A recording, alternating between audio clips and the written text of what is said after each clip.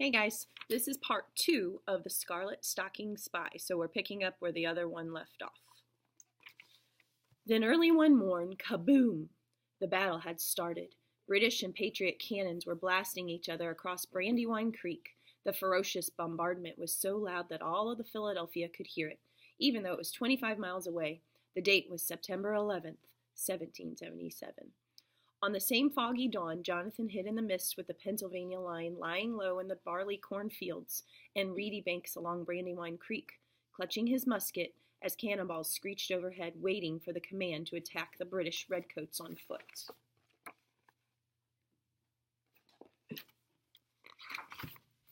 "Cannons!" Mattie Rose cried as she tore downstairs. "Mother, do you not hear it?" "Aye, child," she answered calmly, trying to spin as usual. "Be brave now. Let's get thy work." Mattie Rose tried not to think what those thundering cannons meant. She began pounding raspberry leaves as hard as she could, but the harder she pounded, the louder the cannons roared. Kaboom! Boom! She yanked the tea kettle from the crane and spun around with the teacup in her hand. Just then, kaboom! Boom! Kaboom! Mattie Rose jumped, and the precious teacup flew from her hand and smashed into 100 bits and pieces.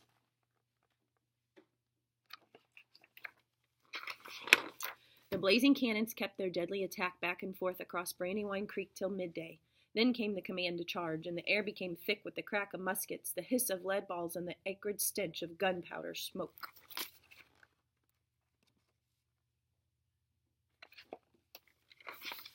But Mattie Rose could not hear this part of the battle from where she sat in Ross's upholstery shop, ripping out seam after seam, unable to concentrate on the required 16 stitches per inch. "Mattie Rose, those seams can wait," said Mistress Ross kindly. She was a mild-mannered Quaker woman whose husband had fallen too. "The Tidewater's just docked from the Carolinas. Run down to the harbor and fetch my order of cotton batting and bindings."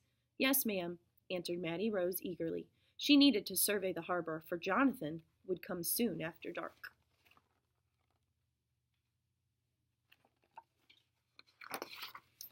Mattie Rose's sharp eyes swept over the many ships crowded along the wharf. She memorized their positions, in which would be petticoats, which would be stockings with toes up or toes down. But on this day, she was startled to see that many stockings would need cobblestone weights.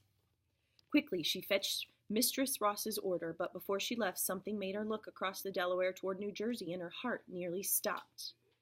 For there in the middle of the river, hiding among the many moored ships, sat a British man-of-war. "Jonathan must know this," she gasped. Mattie Rose raced back and set to work. It was the heaviest clothesline she'd ever hung.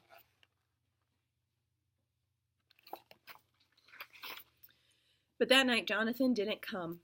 Yet Mattie Rose kept watch for him long into that black night. He didn't come the next night neither, or the next, nor the one after that. More and more nights passed, yet she kept looking for him from her window, never losing hope.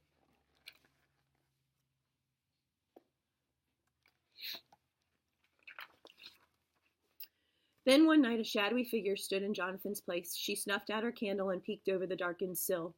Who was he? Could it be Jonathan? But when he saw her window go dark, he turned to leave.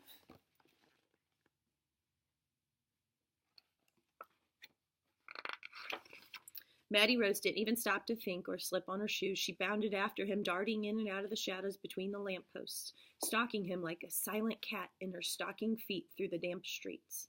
"Jonathan?" she whispered hopefully, shyly touching his cloak. "Is that you?"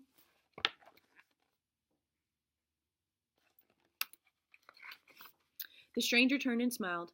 "I'm Seth," he answered, "and by the looks of your feet, you must be little Miss Scarlet Stockings, Jonathan's sister." "You know him? You know my brother?" she choked. Her face flushed hot and her throat tightened as she waited for Seth's answer. But Seth was silent. Damp night air drifted in from the Delaware River. She brushed against Mattie Rose's burning cheeks and seeped into Seth's eyes as he stared hard into the darkness. Then solemnly he bowed his head and spoke in a low voice. "I'm proud to say I did, miss."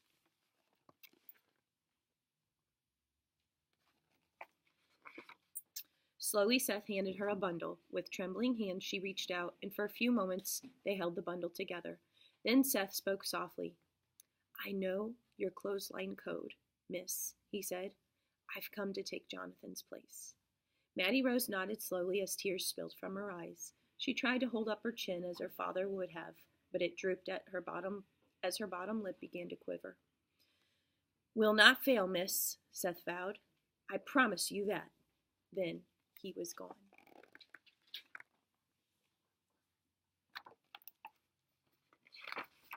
Back in her darkened room, Mattie Rose slowly untied the bundle. It was Jonathan's blue coat. Tenderly, she let her small fingers explore the blue wool serge until she found it, a stiff, dried blood stain. Then, with her littlest finger, she lightly traced 2 letters on the pewter buttons. U.S. Us? She whispered in the dark. For us, dear brother. For all of us.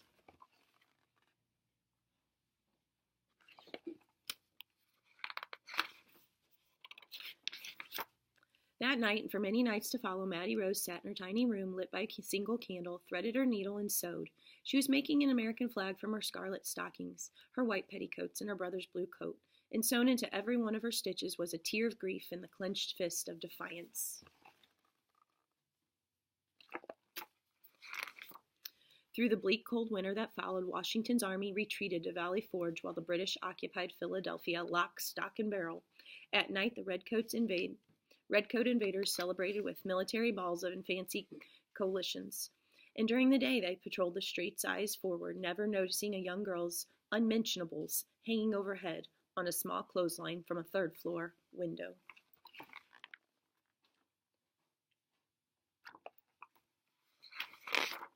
In the spring of 1778, the British left Philadelphia, crossed the Delaware, and were sent running by Washington's army at the Battle of Monmouth in New Jersey. The Patriots of Philadelphia celebrated flying flags everywhere. But there was one little flag that hung by itself on a small clothesline high over Apple Tree Alley, and fresh spring breezes traveled from New Jersey and found the little flag and lifted it up high.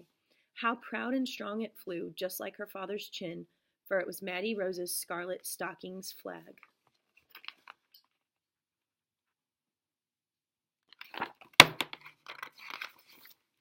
Many years have passed since the spring of 1778. No one knows for sure what happened to this little flag, but if by chance you found it in an old trunk or dusty attic or a barn loft or musty museum basement, you would notice that one star is bigger than the rest.